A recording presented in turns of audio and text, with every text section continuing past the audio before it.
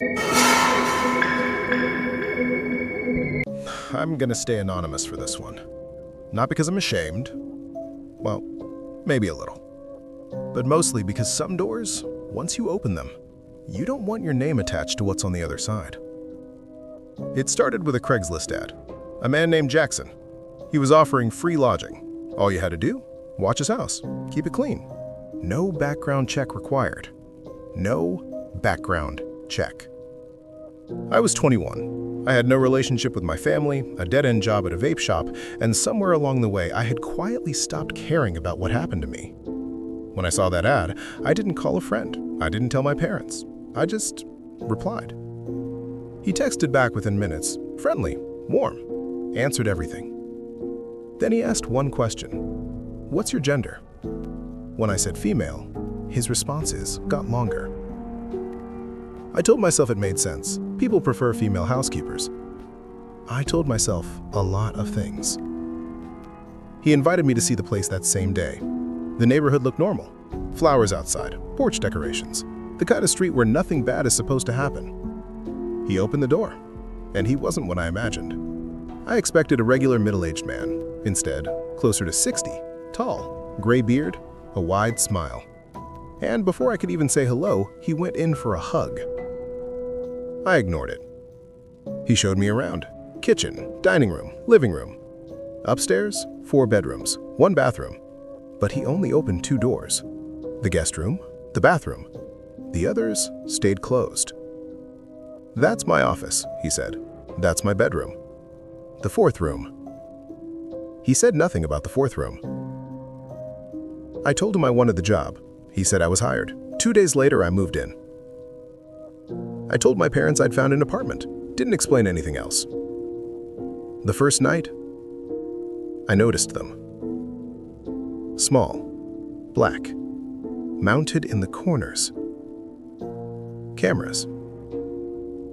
In the living room, in the kitchen. Not hidden, just watching. I told myself it made sense. He was letting a stranger into his home. But he never told me they were there. That night, the house wouldn't let me sleep. Wood creaking, walls breathing. And then, around 1:30 in the morning, a door closed downstairs. Old houses make noise. That's what I told myself.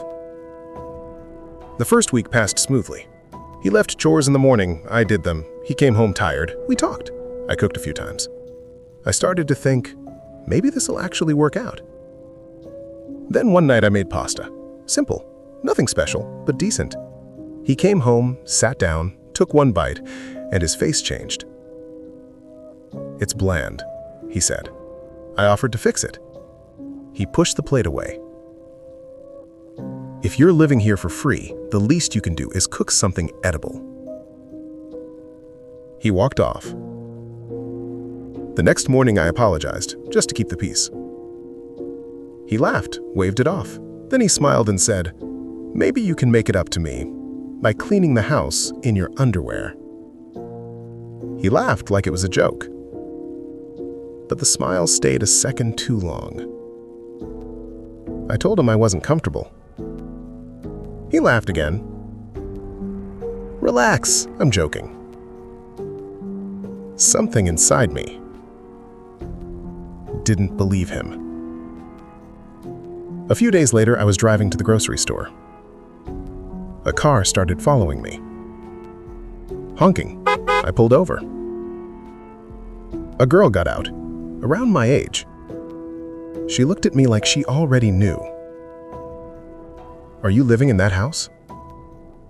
When I said yes, her expression didn't change. That was worse than if it had. She told me everything. Jackson wasn't his real name. She had lived there before me. The cameras, he watched them constantly. He knew things he shouldn't have known. He made it difficult to leave. And one night, she woke up and saw him leaving her bedroom. Then she said the thing that made my blood go cold. He doesn't have a job. He never leaves the house. Everything fell into place. The noises at night, the cameras, the closed doors, the feeling I couldn't name. She told me how to escape. Act normal, move things out slowly, leave without confrontation. That night, I checked my room. I found it. Tucked in the corner of the closet, a tiny black lens. Watching. I didn't sleep. At some point in the night, my door creaked open. He stood there. He saw me awake. "Sorry, wrong room." And he left. I made a decision right then. Every day, I moved something small to my car. Nothing obvious, nothing he'd notice. Clothes, documents, the things that mattered.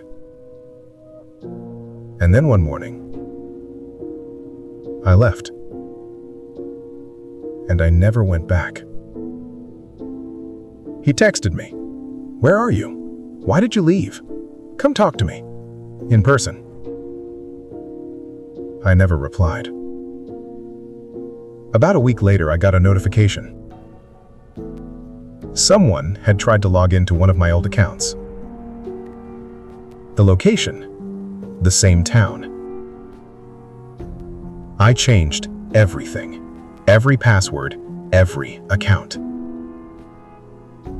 Nothing technically happened to me. That's what I keep telling myself.